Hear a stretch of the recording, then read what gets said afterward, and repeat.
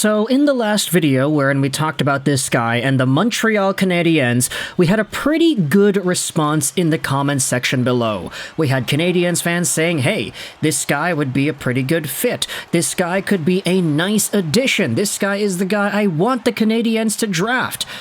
And of course, the last video, it's right here on the screen if you want to check this out yourself. But in today's video, we are giving a bit of an update because, oddly enough, there happens to be one. The way I say it like that might be a bit confusing, but believe me, it's kind of weird to see multiple interviews done in two separate periods of time where a prospect specifically talks about how nice it would be to play for one specific team in the NHL. I'm not saying that's a bad thing, I'm just saying it's a bit different. We don't normally see conversations like this pop up every 9 days or so. But I think it's a pretty good conversation to have. So, let's go out there and talk once more about Medicine Hat Tigers forward Cayden Lindstrom, one of the top prospects eligible for this year's NHL entry draft. Now, if you had seen the last video, you kind of already know what to expect here, but Cayden Lindstrom is 18 years old, 6'4", 216, left-handed guy who can play on the wing, he can play center, and his consolidated ranking is 5th overall. Some outlets have him as high as number 3, others have him as low as number 7, number 14 even, in the case of Bukala, but most of these outlets have him somewhere in the top 5, if not the top 10. And for good reason too. Cayden Lindstrom had 46 points in 32 games played this season with Medicine Hat, and 27 of those points were goals. This guy, if you wanted to throw a label onto him as to his play style, not the ceiling, just the play style, try to think of a mix of Eric Lindros and JURAJ SLAFKOVSKY. Yeah, that's kind of the profile here. Cayden Lindstrom is very good. And we had talked about this and more in the last video, which is why a bunch of Canadiens fans in the comments said, yeah, no, I want this guy. But then there were some others saying, oh no, we still could benefit from a guy like Berkly, Catton, or Ginla, who brings the best of both worlds between work ethic, snarl, and smaller frame and goal-scoring ability. There's a lot of nuance that you can discuss with when it comes to these prospects, but today's source is an article published on TVA Sports wherein they show off yet another interview with Cayden Lindstrom. Take a look at this article from yesterday. In the Canadian sites, the second big horse of a monstrous trio. The article opens up by a comment made by Cayden Lindstrom. When I was 12 or 13, I had to choose between hockey and baseball. I really liked both sports, but upon reflection, I realized that I preferred hockey just a little bit. I then opted for this sport, telling myself that I was going to do everything to succeed in it. Now pause. Before this entire article continues, I wanted to highlight that too as well, because Cayden Lindstrom is from BC. He grew up here in British Columbia where I'm, living in right now. And Lindstrom just happens to be one of these multi-sport athletes that we love hearing about when these kids are growing up.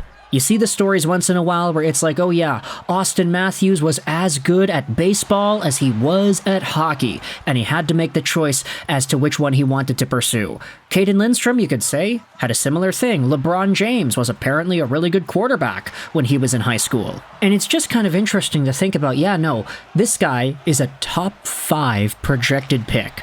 And if we assume that he was as good at baseball as he was at hockey, who knows how that translates? Is he an MLB prospect if he decides to go to that sport instead of hockey? What about Austin Matthews? There are a lot of conversations to go over that, but I don't know, that's just a quick aside. Sorry about that. That's just like the first thing that popped into my mind here.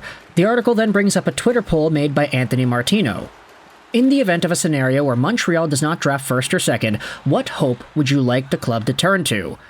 And that's a poor phrased way to go out there and ask, who do you want the Canadiens to draft at 5th overall? And the top choice is Cayden Lindstrom. 63.8% of the 2,500 votes on this Twitter thread from a few days ago, so a lot of Canadiens fans are indeed on the Lindstrom train.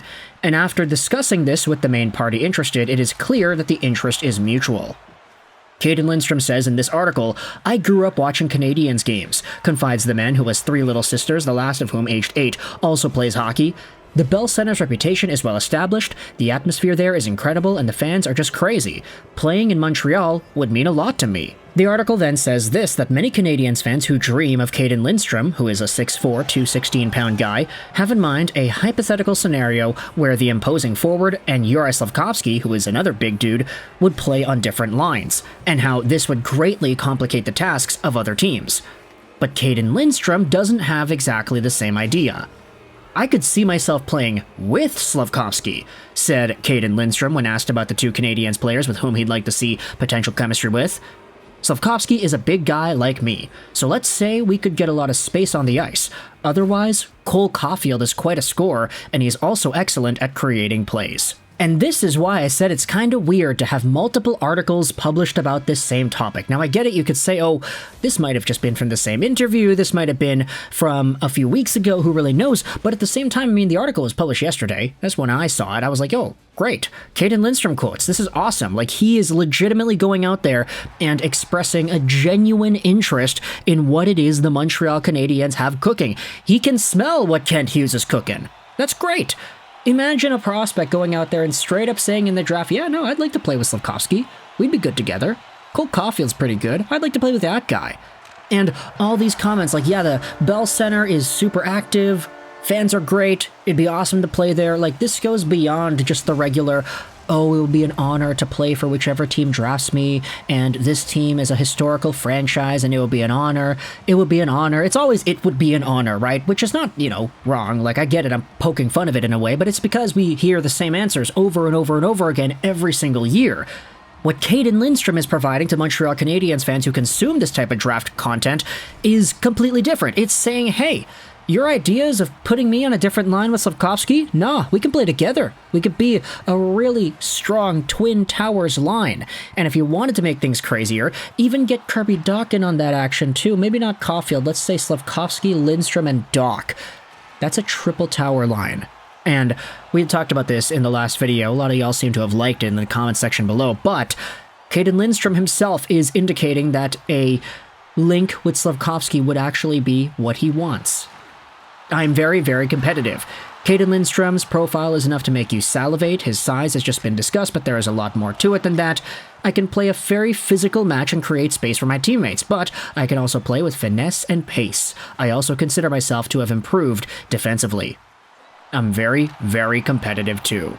The rest of the article goes over a bunch of updates as to Lindstrom and his surgery, because you may have noticed that he only played a few amount of games played compared to what the full WHL season has to offer. He missed a bunch of time this season with a wrist surgery, but other than that, there still is a lot of great quality to Cayden Lindstrom's play and where exactly he projects in the draft. I mean, he's top 5 for a reason, and if everything pans out for this guy, he could be the next incarnation of a skilled power forward who is physically imposing while offensively dominating at the same time. He can do both, and his overall blend of skill and swagger, the way he's able to go about shifts and just take over reins in the offensive zone, this is a really interesting prospect, and certainly a different profile from a lot of the other top forwards that are eligible in this year's entry draft. Some of these other guys might have a bit more skill, they may have scored more points, but Cayden Lindstrom has size that you cannot teach, and he plays like he knows fully well how to use that size.